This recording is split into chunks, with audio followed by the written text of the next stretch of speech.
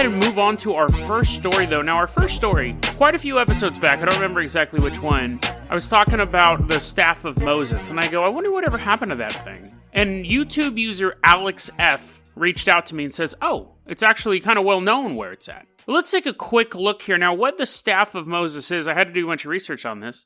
It may actually be two staffs. It's kind of weird. Not even rabbinical scholars can really agree on this. Because I guess there were two staffs. I always thought it was Moses who threw his staff down and it turned into a snake. It was actually his brother Aaron who threw his staff down. So, for those of you who aren't familiar with it, there's a story in the book of Exodus where the Pharaoh's like, hey, your God sucks. I'm the king of magic. I got all these magicians over here. They have all sorts of powers. And he commanded his magicians to sorcerers to throw their staffs down, and they turned into snakes. And then Aaron goes, whatever, dude. Throws his staff down, turns into a larger snake, eats the other snakes, turns back into a staff. And I was like, what? So magic is real. Magic actually exists. And people are like, no. Only that part was magic. Everything else is not magic. So I was like, what? Like, obviously those guys' staffs turned to snakes, so they knew magic of some sort. Anyways, so that was Aaron's rod. Now, of course, scholars think that it was just one staff that the brothers were passing back and forth. But this was the same, and we'll accept that for an answer, that there was one staff that for some reason he loans to his brother every once in a while to turn into a snake. And he's like, hey, Aaron, you got my staff? And Aaron's like, and there's like a giant snake slithering around the house. He's like, yeah, give me 5 minutes. I'll get it ready for you. This is the same staff that Moses hit a rock with and a bunch of water shot out of it when the Israelites were thirsty. Well, they're in the middle of nowhere. It's not like they were just simply parched. There was like a Gatorade stand 200 yards down the road where they're like, no, I'm thirsty now. Like they were in the middle of the desert. And it was the same staff he hit the ground with and parted the Red Sea. One of the weird things was that once the staff blossomed almonds, that's pretty mild compared to bringing about the plagues of Egypt and turning into a snake.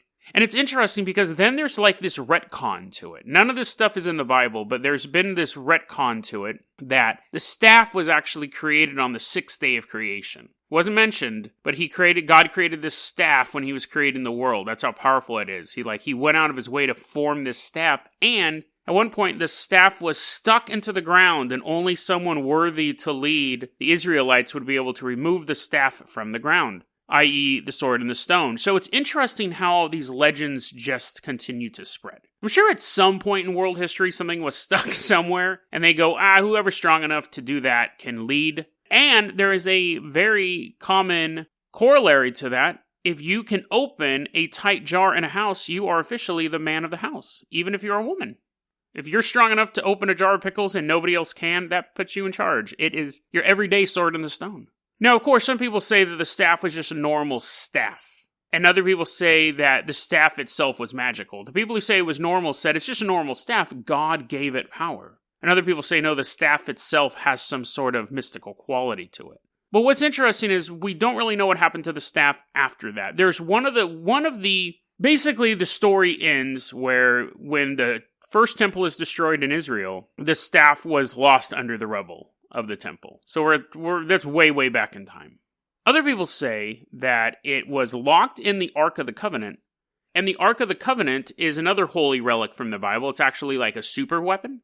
You open it up and all your bad guys die, kind of like Raiders of the Lost Ark. Apparently that is rumored to be in Ethiopia right now. It got smuggled out of Israel all the way to Ethiopia where it's at, St. Mary of Zion Cathedral, off in this little island. But other people say, and this is kind of where it's registered at, is there is a museum, and this is what Alex F. said, there's a museum in Turkey called Topkapi Palace, and they say that they have the Staff of Moses. Hey, you can visit, you can go look at it. They don't let you handle it because they're afraid it's going to slither away, but they do. You can look at the staff, supposed Staff of Moses. They also have the sword of King David. That'd be pretty dope. I'd wield that. I'd be chasing security guards around with that. They have the pot of Abraham, which I'm assuming is a metal pot and not some dank weed. And then they have a footprint of Muhammad and his tooth that he lost in a battle, all at Topkapi Palace. Now, here's the thing.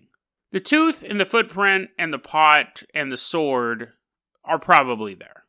But stuff like the Ark of the Covenant and the Staff of Moses, if these things have any power whatsoever, because also the Staff of Moses, I forgot to mention earlier, there was this massive battle going on. if Moses was holding the staff high, the Israelites would win the battle, and he says, oh, my arm's kind of cramping up, and he'd start to lower it, the tides would turn, they'd start losing the battle. So eventually a bunch of his homies had to like help hold his arm up the whole battle so the Israelites would win. So it's had some combat-based modifiers as well. If these artifacts are still around, they're not in Turkey or Ethiopia. I could almost guarantee that. There may be copies of them in those places. But any government worth their salt, if these things actually had any sort of power whatsoever, even if it was just symbolic power, any government worth their salt would have those in their possession. And especially something that was created on the 6th day of creation that can do everything from blossom almonds to turn the tide of battle, that's in a U.S. warehouse somewhere. Wouldn't that be interesting if it turned out, here's my conspiracy theory that I just made up. Every U.S. general in World War II carried a little sliver of the staff in his pocket. He got a splinter in his finger, and they're like, okay, General MacArthur, once you go do this military battle, just hold your hand up. Everyone will think you're just waving at the troops, but you're holding up a splinter of the staff of Moses in your finger. And then they all die of internal snake bites. They're like, oh, I should have thought about that other part of the story. If these objects are real, I think the U.S. government has them locked away somewhere, and there's facsimiles in these other locations. And if they are super weapons, as has been purported, we definitely have them. And they're probably not locked away somewhere.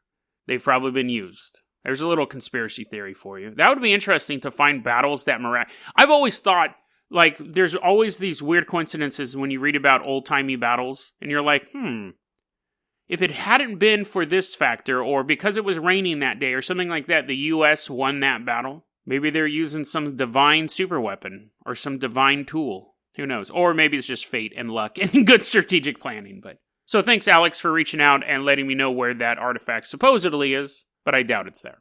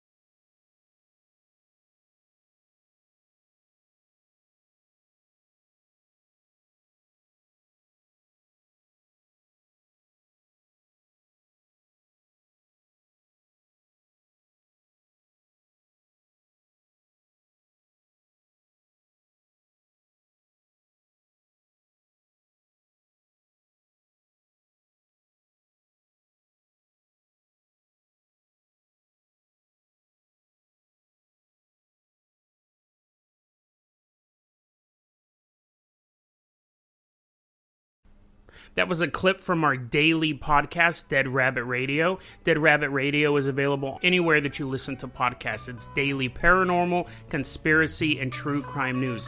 If you want to hear the full episode that this clip came from, check the link below. Please like and subscribe. And hit that little bell, too. That does some magical stuff. Thanks, guys.